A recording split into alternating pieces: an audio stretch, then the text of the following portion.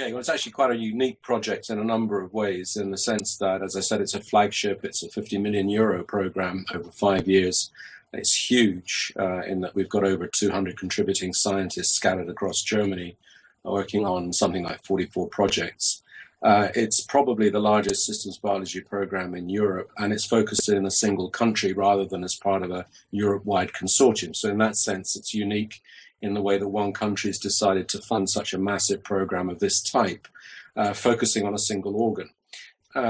Its intentions are to actually do things which are very different in terms of multi-scale modeling, from subcellular through to the whole organism, and understanding how liver function works, but going beyond that and bridging into actual clinical studies. We have clinicians as part of the program.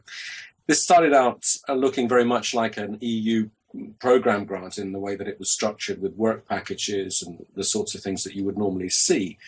But the difference here with the funding that has been put together is that we're not operating as a loose confederation of individuals or individual groups as you would see them in a consortium. We have an integrated and unifying vision towards an objective of creating this model of the liver. And this requires scientists to work across teams, across groupings throughout Germany in functional multidisciplinary teams. So it's not just individual groups working different universities. The other interesting component of it is there's a specific ring fencing within the funding for a non-scientist, a non-practicing scientist with a strong managerial experience to come in and take the reins of driving forward the initiative. And that would liberate the senior scientists and the postdocs to not worry about the administrative burden of the program and to concentrate on the delivery of science. And that's very, very different. It also has focused on the acquisition, certainly in my case, of bringing in management practice from industry to help organize and drive forward a very complex, it's not a consortium, we're operating as a distributed team, and to focus on how we can deliver that across a wide geographic distribution. So the funding's big, the complexity of the program is unique. There are a number of elements of it which are very different from what you might encounter even in European programs, I would suggest.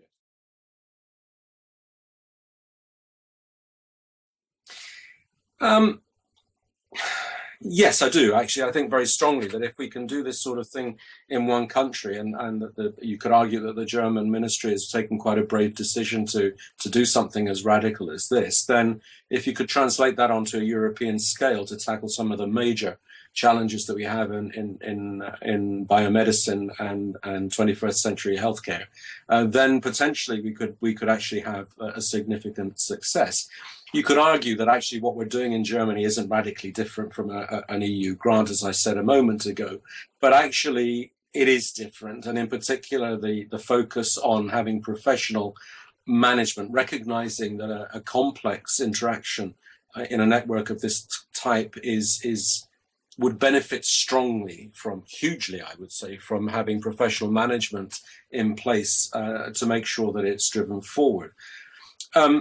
The other thing is that we're separating the day-to-day program management, as I said before, through a small focused leadership team. And that allows us to have a team that generates the essential interactions for the scientific exchanges, whether they're in small groups or in colloquia, that separates out those sorts of very different activities. We're trying very hard to create a single team identity, and I would say that this is one differentiating factor, certainly from the EU projects that I've been involved with over the years, and that is, as I've said before, it's a distributed team. You've got people in Heidelberg working with people in Bremen or in Dresden, and rather than saying that Bremen is doing this thing and Heidelberg's doing that thing, and then eventually they come together, it's truly a spider's web network. And where you've got the skills, whether they're in maths or physics or experimental or imaging, depending on the question that's being asked and the component of the program that's being addressed, those teams come together in an effective way. And the management that's there is very much as a light touch. It offers very much a guiding framework that permits collective brainstorming to resolve problems and network-wide challenges. And at the same time, it offers the flexibility for us to evolve depending on how the research goes. It's not constraining us to say, these are the deliverables, this is what you got to do, that's what you got to deliver. You're allowing the network to live and operate and evolve as is necessary to respond to the challenges we're facing. Look, I mean, I think it's, we've got to be very careful here, because that's potentially quite an inflammatory subject. I think that there are two things. One is that, having worked on both sides of the fence in academia and industry, I believe that there's still a reluctance to engage in applied research, the type of, the sort of things that we're talking about, and that in some ways applied research is less pure than academic science, at least in the life sciences. It's not so much like that in engineering, obviously. It's not as bad as it used to be, but it's still very much an issue in my view. And the challenges that we face in healthcare are huge, as I said before. And it does require the application of the best scientific thinking. And it requires much closer collaboration between industry and academia. And in that sense, it's actually asking for the best scientists to apply themselves to the problems that need to go forward. Now, you could say that IMI exists and it's been very successful, and IMI 2 within Horizon 2020 will no doubt be very successful too. And there's the potential there for strategic pre-competitive programs to emerge.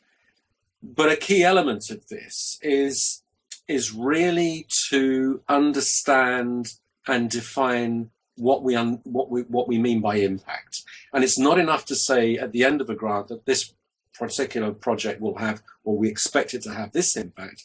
I would argue that it's better to do it the other way around. And you should say that, this is the impact we want to have, and that you structure your proposal in order to try and ensure that you get as close as possible to deliver that impact, and that impact is related to what is necessary to drive things forward in overcoming some of the challenges that we have in healthcare. We need to understand and ensure an equitable distribution of funds between this kind of applied research and blue skies research. We must absolutely protect blue skies, curiosity-driven research, and we have to have an equitable approach to understanding the relative balance between these things. My personal belief is that biomedical sciences need to think very much how to undertake big, multidisciplinary science projects to tackle these challenges in much the same way as the engineers and physicists have done in astrophysics and the Large Hadron Collider and all of those things. We have massive things to face in healthcare, and it requires a big science approach, and that big science approach needs to be structured in an appropriate way and needs to engage the best blue sky science in an applied way.